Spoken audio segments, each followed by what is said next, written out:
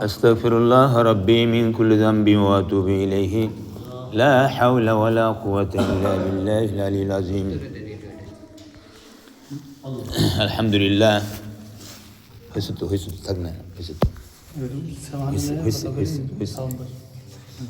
الحمد لله الحمد لله نحمده ونستعينه ونستغفره ونؤمن به ونتوكل عليه ونعوذ بالله من شرور أنفسنا ومن سيئات أعمالنا من يهده الله فلا مضل له ومن يضلله فلا هادي له ونشهد أن لا إله إلا الله ونشهد أن سيدنا وسندنا ومولانا محمدا عبده ورسوله الذي أرسل رسوله بالحق بشيرا ونذيرا وداعيا إلى الله بإذنه وسراجا منيرا فقد قال الله تعالى في كلامه المجيد والفرقانه الحميد أعوذ بالله من الشيطان الرجيم بسم الله الرحمن الرحيم الحمد لله الذي أسرى بعبده ليلا من المسجد الحرام إلى المسجد الأقصى ثم منه إلى السماوات العلى قال النبي صلى الله عليه وسلم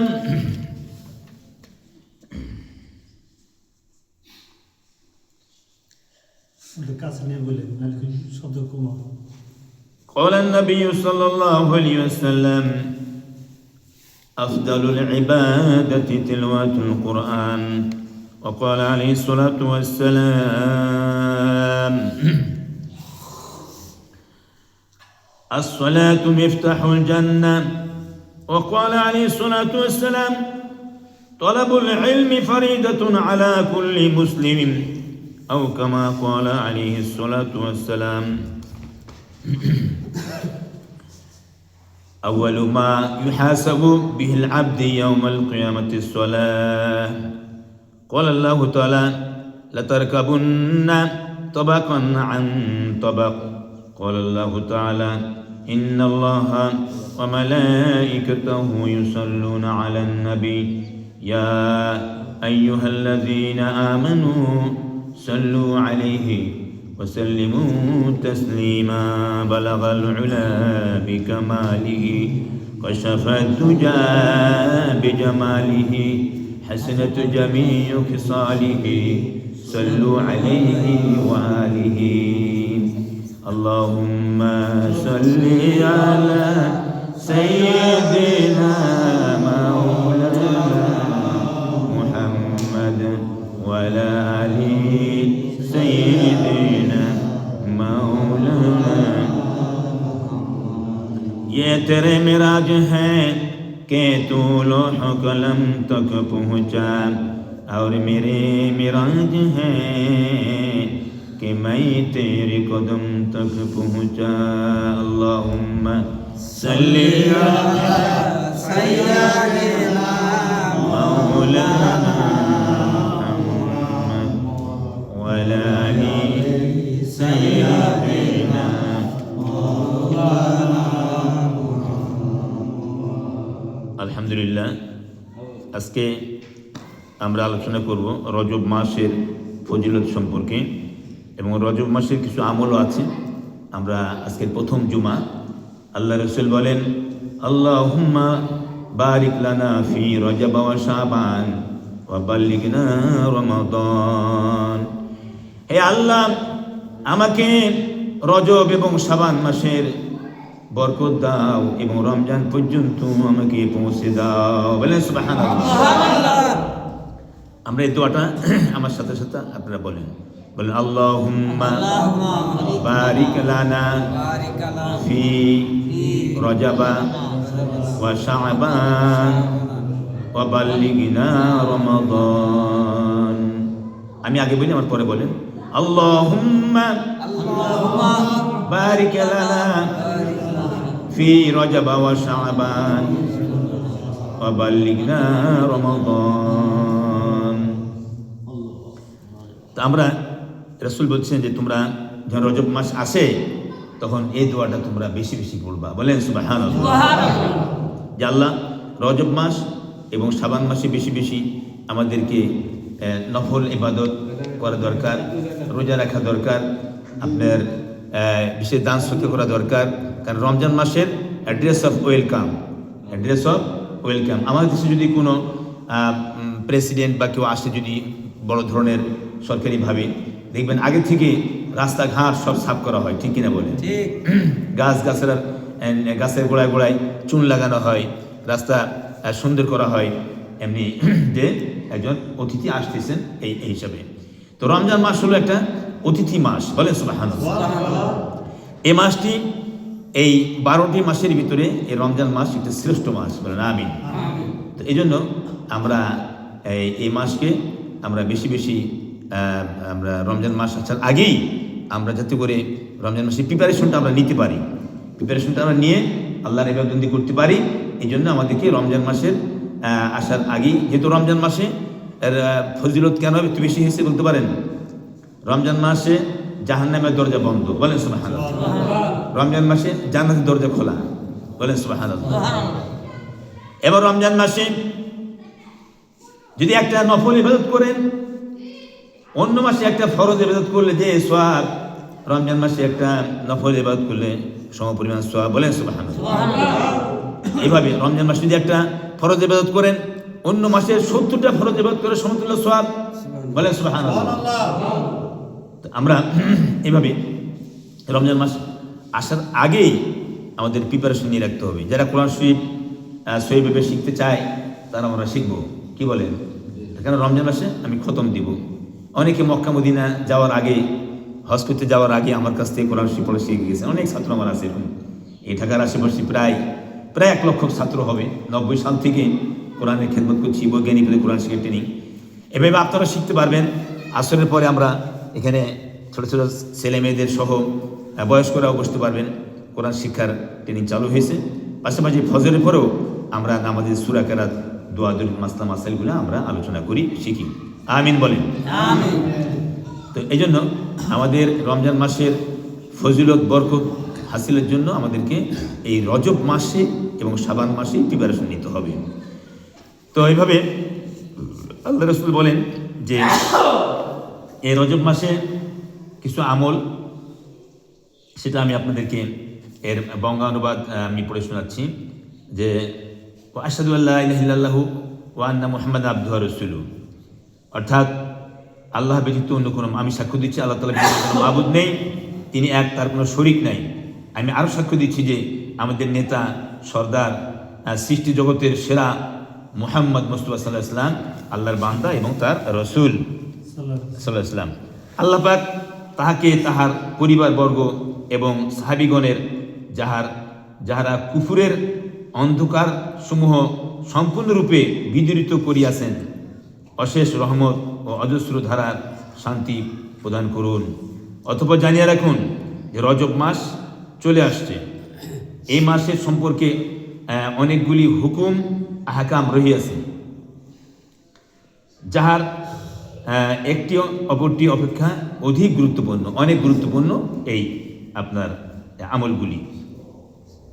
এরপরে তার মধ্যে হলো রজব মাস উপস্থিত হইলে রাসূল সাল্লাল্লাহু আলাইহি ওয়াসাল্লাম বলেছেন যে আয় আল্লাহ, হ্যাঁ, রজব ও শাবান মাসে আপনি আমাদেরকে বরকত দান করুন। আল্লাহুম্মা বারিক লানা, বলেন আল্লাহুম্মা বারিক লানা ফি রজব ওয়া শাবান ওয়া বাল্লিগনা রমাদান। হে আল্লাহ, আপনি আমাদেরকে রজব ও শাবান মাসের বরকত দান করুন, আর আপনি আমাদেরকে রমজান পর্যন্ত পৌঁছে দিন। সুবহানাল্লাহ। তো এরপরে এ মাসের আরো বিশেষ বিশেষ রোজা রাখা, তো এই সম্পর্কে রেওয়ায়াত আছে। তো প্রথম হুজুর সাল্লাল্লাহু আলাইহি ওয়াসাল্লাম বর্ণিত করেছেন যে কিন্তু উহার মধ্যে কোনটি সহি নহে এবং অধিকাংশ মৌজু বা জাল। দ্বিতীয় প্রকার রেওয়ায়ত আছে যে হযরত খারসা রাদিয়াল্লাহু আনহু বলেছেন যে তিনি বলেছেন যে আমি হযরত ওমর ইবনে খাত্তাব রাদিয়াল্লাহু আনহু কে দেখিয়েছি কেহ রজব মাসে রোজা রাখিলে খাদ্য গ্রহণ না করা পর্যন্ত তিনি ওই ব্যক্তির হাতে আঘাত করিতেন।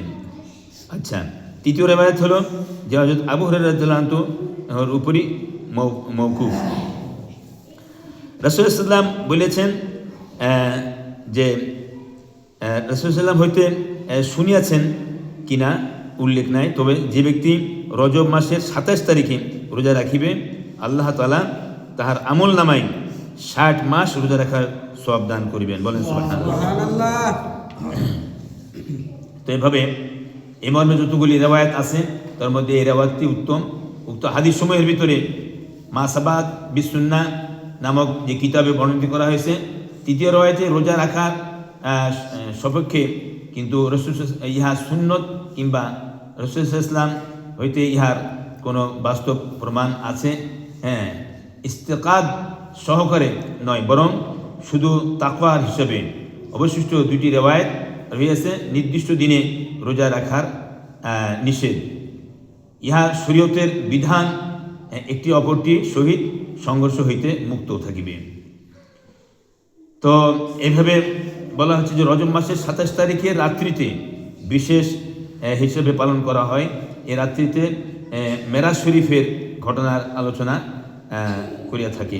হুজুর সাল্লাল্লাহু আলাইহি ওয়াসাল্লাম উহার হুকুম পূর্ব আলোচনা করা হয়েছে। বিতাড়িত শয়তান হয়তো আল্লাহ তাআলা নিকট আমরা আশ্রয় চাইতেছি। আল্লাহ তাআলা ইরশাদ করেন যে লাতারকাবুন্না তাবাকান আন তাবাক, অর্থাৎ তোমাদিওকে এক অবস্থা হইতে অন্য অবস্থায় পৌঁছিত হইবে। তো আমরা এই রোজার সম্পর্কে আপনি নফল রোজা যখন তখন রাখতে পারেন, নফল রোজা রাখাতে অসুবিধা নেই। বিশেষ করে অনেকে সোমবারে রোজা রাখেন বা বৃহস্পতিবারে দিবাগত রাত্রে রোজা রাখেন।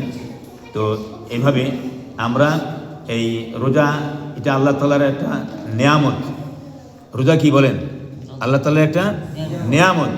রোজা রাখলে আপনার লাভ হয় কি, শারীরিক যে আমরা খাদ্য গ্রহণ করি প্রতিদিন, এই খাদ্যগুলি অনেকটা আমাদের জমা থেকে যায় পেটে, অনেকটা হজম হয় না। এই রোজার মাধ্যমে এটা আল্লাহর মধ্যে ক্লিয়ার হয়ে যায় এবং শরীরটা চাঙ্গা হয়ে যায়। বলেন সুবহানাল্লাহ। অনেকে বলেছেন ডায়াবেটিস আছে, রমজান মাসে তার কোনো রোগ ব্যাধি, কোনো সমস্যা হয় না, শারীরিক কোনো সমস্যা হয় না। আল্লাহ তাআলা আমাদের সকলকে রমজান মাসের ফজিলত এবং বরকত হাসিল করার জন্য আগে থেকে প্রিপারেশন নেওয়ার তৌফিক দান করে বলি আমিন। আমি কালকে আপনার এখানে গিয়েছিলাম, তো একজনে বলল যে এটা আপনার এই বৃদ্ধাশ্রম। তো তখন মনে পড়লো আল্লাহ তাআলা কোরআন আয়াত, আল্লাহ বলেছেন ওয়াকাযা রাব্বুকা আল্লা তা'বুদু ইল্লা ইয়্যাহু ওয়া বিল ওয়ালিদাইনি ইহসানা ইম্মা ইয়াবলুগান্না ইনদাকাল কিবারা আহাদুহুমা আও কিলাহুমা ফালা তাকুল লাহুমা উফিন ওয়া লা তানহারহুমা ওয়া কুল লাহুমা কাওলান কারীমা। আল্লাহ তাআলা বলেন সূরা বনী ইসরাঈলের ভিতরে যে তোমাদের উপরে আল্লাহর প্রতি ঈমান আনবে, আল্লাহকে বিশ্বাস করবে। ওয়াকাযা রাব্বুকা আল্লা তা'বুদু, আল্লাহর ইবাদত বন্দি করবে এবং কি করবে, ওয়া বিল ওয়ালিদাইনি ইহসানা, এবং পিতামাতার সাথে কি সদ্ব্যবহার করবে, ভালো ব্যবহার করবে, সদ্ব্যবহার করবে। ইম্মা ইয়াবলুগান্না ইনদাকাল কিবারা আহাদুহুমা আও কিলাহুমা ফালা তাকুল লাহুমা উফিন ওয়া লা তানহারহুমা ওয়া কুল লাহুমা কাওলান কারীমা। তোমার আব্বা আম্মা একজন অথবা উভয়জন যদি বার্ধক্যে উপনীত হয়ে যায়, বয়স্ক বয়প্রাপ্ত হয়ে যায়, তাদেরকে তুমি ফালা তাকুল লাহুমা উফিন শব্দ ব্যবহার করে এ ধরনের আচরণ বাবা মার সাথে করবে না। ওয়ালা তানহারহুমা, ধমক দিবে না। ওয়া কুল লাহুমা কাওলান কারীমা। ভাই একটু সাইডে রাখুন। এভাবে আব্বা আম্মার সাথে আমরা এই সদ্ব্যবহার করব, যাতে বাপ মা আমার প্রতি কোনো নারাজ না হয়। অন্য একটা হাদিসে রাসূল বলেছেন, হুমা জান্নাতুকা ওয়া নারুকা, তোমার আব্বা আম্মা তোমার জান্নাত, তোমার আব্বা আম্মা তোমার জন্য জাহান্নাম। এভাবে আব্বা আম্মার সাথে সদ্ব্যবহারের অনেক হাদিস কোরআনের সরাসরি নির্দেশ আছে।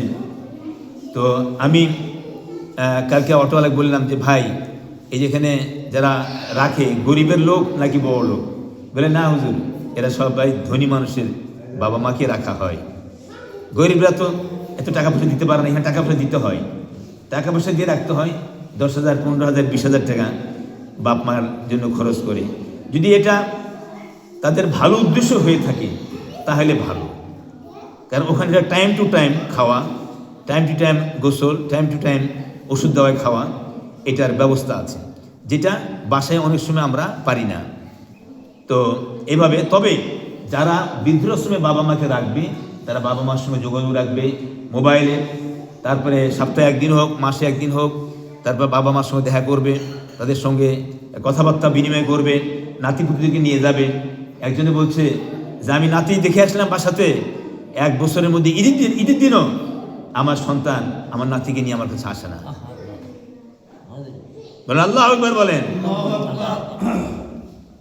এভাবে সন্তানদের জন্য বাপ মা যেমন আদর, নাতিপুতির জন্য তাদের প্রাণ কাঁদে, তাদের প্রাণ কাঁদে, মন কাঁদে তাদের জন্য। এজন্য আমরা বৃদ্ধাশ্রমে যদিও বাবা মাকে রাখা হয়, তাদের সঙ্গে যোগাযোগ রাখতে হবে, তাদের সুবিধা অসুবিধা দেখতে হবে, যেন আল্লাহ তাআলা আমাদের প্রতি কোনো নারাজ না হয়। আব্বা আম্মার জন্য আপনি বাজারে গেলেন, সমস্ত বাজার করলেন, একটা আপেল, একটা বেদানা, একটা আনার, একটা কমলা আপনি আনতে পারেন, আপনার বেশি খরচ বেশি হবে না। এই জন্য আমরা সব খরচের পরে আব্বা আম্মা কী জিনিসটা ভালোবাসে, কোন জিনিসটা খাইতে চায়, আমি এই জিনিসটা খাওয়াবো। মা বাবার কথা মতো যারা চলে না, বলেন মা বাবার কথা মতো যারা চলে না, আল্লাহ নবীজির দয়া তারা পাবে না। মা বাবাকে দুঃখ দিলে নামাজ রোজা যায় বিফলে, বলেন মা বাবাকে দুঃখ দিলে নামাজ রোজা যায় বিফলে, মার কলি যায় আঘাত দিলে খোদা সহে না, আল্লাহ নবীজির দয়া তারা পাবে না। মা বাবা অতি আপন, মা বাবার করো যতন, বলেন মা বাবা অতি আপন, মা বাবার করো যতন। 3 কথার সাথী পাইয়া ভুললা যাইও না, 3 কথার সাথী পাইয়া ভুললা যাইও না, আল্লাহ নবীজির দয়া তারা পাবে না। এভাবে 3 কথার সাথী আমরা পেয়ে বিয়ে করার পরে বাপ মাকে ভিন্ন করে দেয়, আছে কিনা এরকম? কি বলেন? বাপ মাকে ভিন্ন করে দেয়। সে বড় বড় মাছ আনে, খাসির গোস্ত, গরুর গোস্ত, এমনি মুরগির গোস্ত, দেশি মুরগি আনে, রান্না বাড়া করে খায়, কিন্তু বাপ মার দিকে তাকায় না, দেয় না। আল্লাহ আল্লাহ আল্লাহ। তো যাই হোক, তো আমরা এটা সবাই চেষ্টা করব আমাদের আব্বা আম্মার সাথে আমরা, এমনি বলা হয়েছে যে ওয়াকফিজ লাহুমা জানাহাজ যুল্লি মিনার রাহমা, বাবা মার সামনে পক্ষপুট অবনমিত করো, মাথা নিচে রাখা, আদবের সাথে কথা বলো, বলেন সুবহানাল্লাহ। আদবের সাথে কথা বলো, ভদ্রতা বজায় কথা বলো।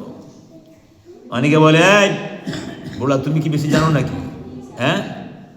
আমার চেয়ে বেশি তুমি জানো, ঠিক কিনা বলেন? অনেক মেয়েরা বলে মা আমি কাকে চয়েস করব, বিয়ে করব, তোমার মাথা ঘামান লাগবে না, আমারটা আমি বেশি নেব, ঠিক কিনা বলেন? তো এই জন্য আমরা বাবা মার সাথে সদ্ব্যবহার করব, বাপ মা যেটা চায় এটা আমরা পারতপক্ষে আমরা মেনে চলার চেষ্টা করব। আপনার ফ্যামিলির সাথেও আপনি ভালো আচরণ করবেন। আল্লাহ বলছেন ওয়াকুলু লিন-নাসি হুসনা, তুমি মানুষের সাথে সুন্দর সুন্দর কথা বলো, সুন্দর সুন্দর আচরণ করো, সুন্দর সুন্দর আমরা তাদের সঙ্গে মুআমালাত করব, মুআশারাত মুআমালাত লেনদেন, ব্যবসা বাণিজ্য, আমরা সব কিছু আমাদের নিয়মের মধ্যে সব জিনিসে Islam is complete hood of life. ইসলাম এটি পরিপূর্ণ জীবন বিধান।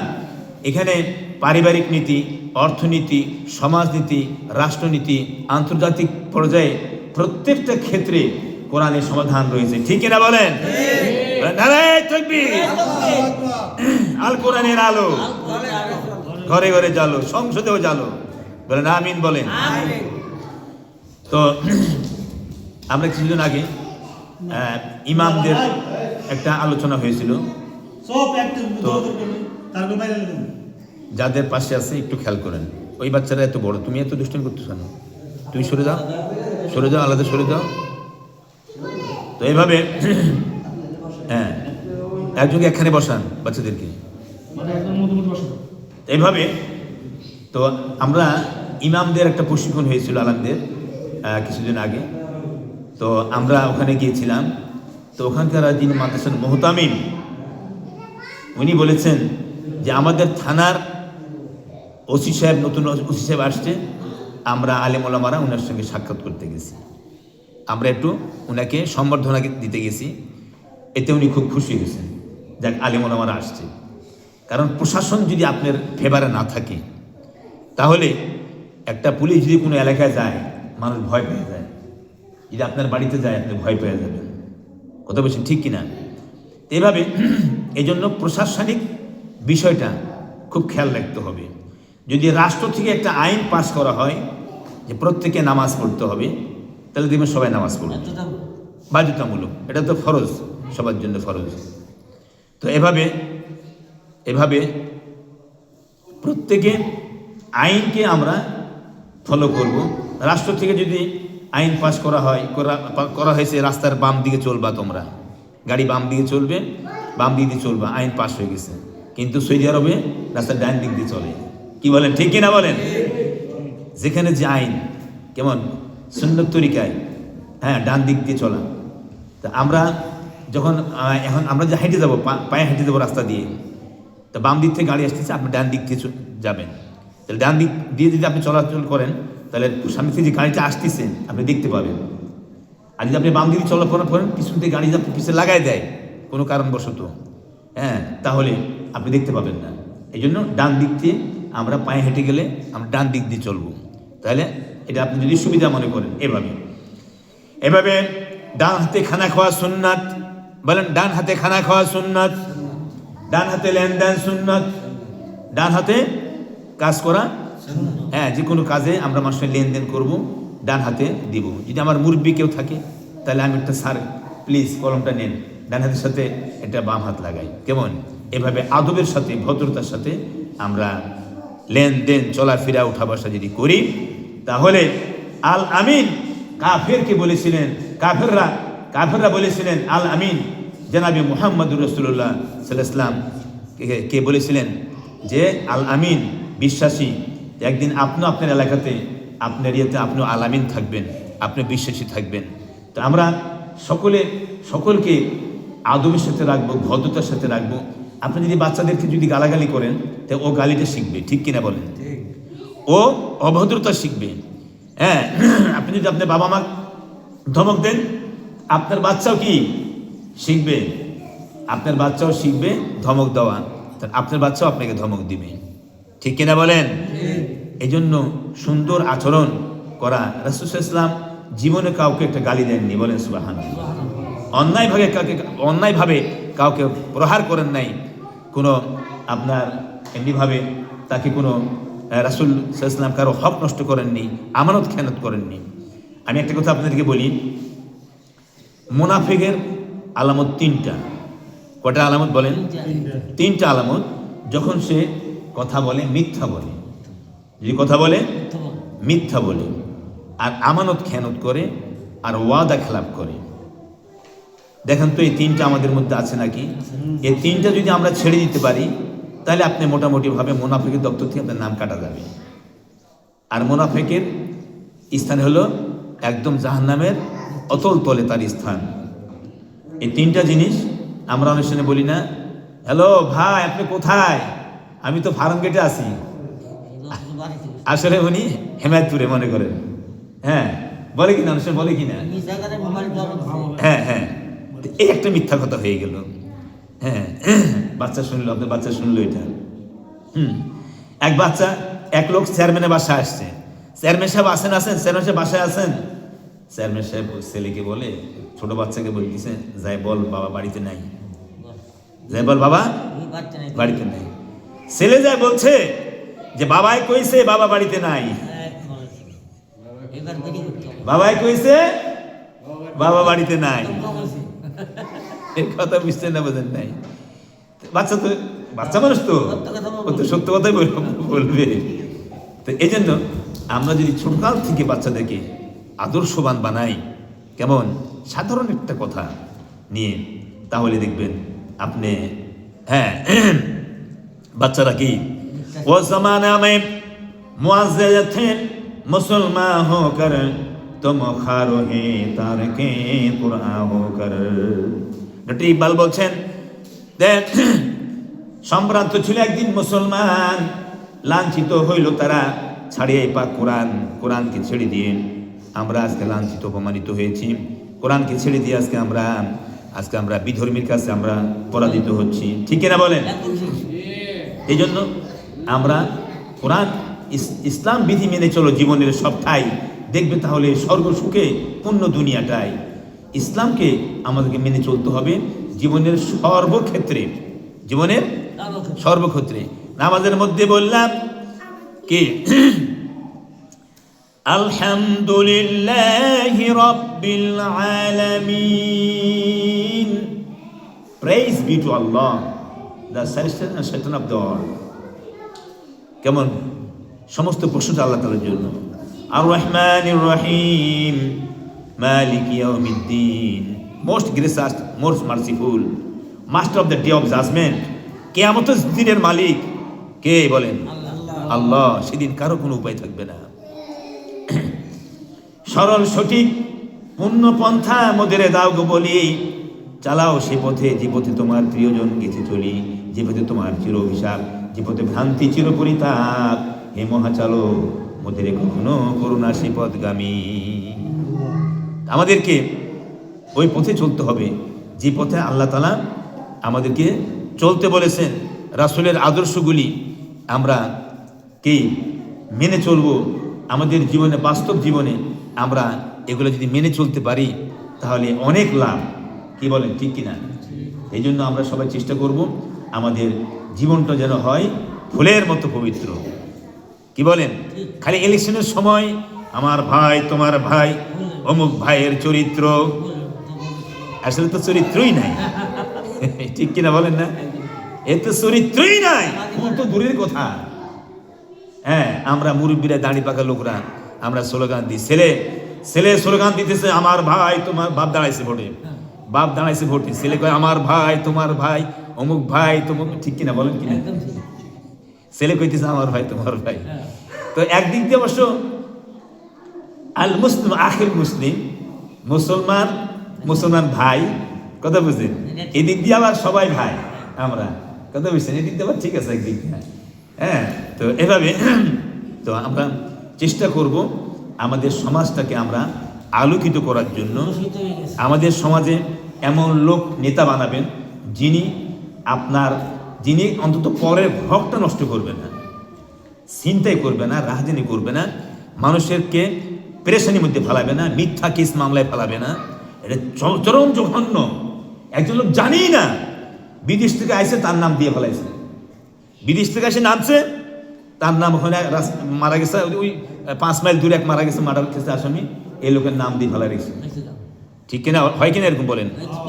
হ্যাঁ, সে জানি না, সে যায়নি ওখানে।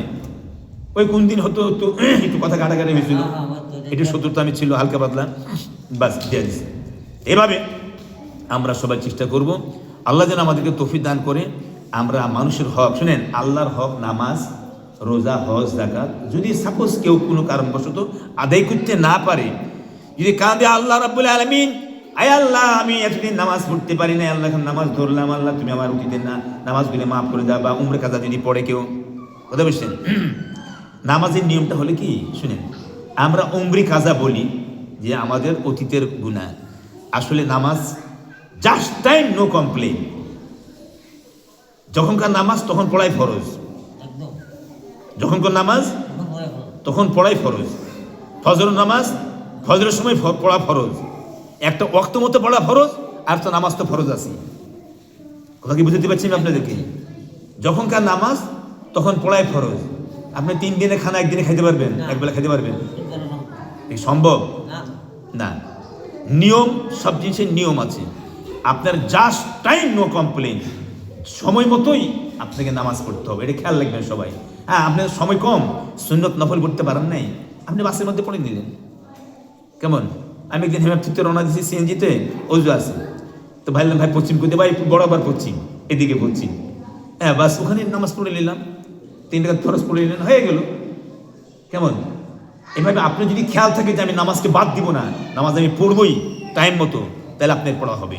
একটা মাটির চাক্কা কেমন রেখে দিলেন, একটু তৈমম করে নিলেন, হ্যাঁ হয়ে গেল, বাস নামাজ হয়ে গেল। যদি তৈমম করা মাটি না থাকে, তাহলে এক হুজুর বলছেন যে বাসের সাইডে, বাইরের সাইডে অনেক সময় ধুলাবালি পড়ে, আপনি যদি হাত মারেন, হ্যাঁ হাত মেরে 2 হাত মেরে আপনি যদি মুছে করেন, আপনার হয়ে গেল। নিয়ত করা 1 ফরজ, তাইমে ফরজ করা 3টা, নিয়ত করা, বলে নিয়ত করা, তায়াম্মুমের 3 ফরজ, তায়াম্মুমের কয় ফরজ? নিয়ত করা, আমি আল্লাহর রাস্তায় পবিত্র মাটি দিয়ে তৈরি করতেছি, এই নিয়তটা মনে মনে আপনি নিয়ত করে নিলেন। আচ্ছা, 2 নম্বর, হ্যাঁ হাত মারলেন পিছনে, তারপরে 2 হাত মেরে সমস্ত মুখ একবার মাসে করে, একবার, কয়বার? একবার। উজুতে 3 বার 4 বার 5 বার ধুই আমরা, কিন্তু মসে করে একবার।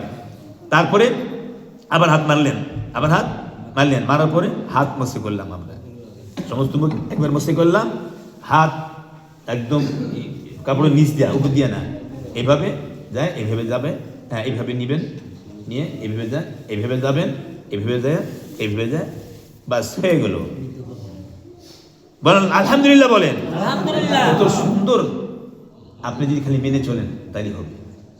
তো আল্লাহ তাআলা আমাদের তৌফিক দান করুক, আমরা যেন 5 ওয়াক্ত নামাজ পড়তে পারি। আর কোরআন শরীফ এখন থেকে পড়া শুরু করেন, আপনারা আমার কাছে পড়েন, পয়সা লাগবে না।